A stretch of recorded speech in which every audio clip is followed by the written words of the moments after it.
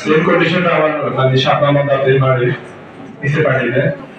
তো আমি এক্সরে করছিলাম, এক্সরে অফিস। আচ্ছা, এটা নিয়ে শোনো, যে প্র্যাকটিক্যাল ক্লাস হলো ওই সময় আমার রুমে যায় আমার সাথে কথা বলে দেখা হলো। এখন মানি রোগ নিয়ে কথা বলি।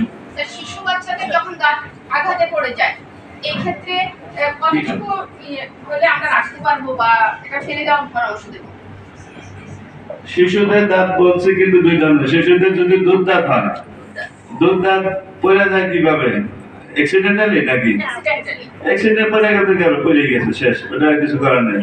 যদি বড়দের দাঁত হয়, স্থায়ী দাঁত হয়, ওই দাঁত ওই ক্যাভিটি মানে যেখান থেকে পড়ছে ওই সকেটের মধ্যে ঢুকাইয়া ওইকে ফিক্সড করে ওটাকে রাখা সম্ভব। ঠিক আছে, এটা আসতেছে ট্রমাটিক ইনজুরিতে। এখন একটু আলাপ আলোচনা করবো মারি রোগ নিয়ে, কারণ ডেন্টাল ক্যারিজের পরেই আসে হলো মারি রোগ আমাদের।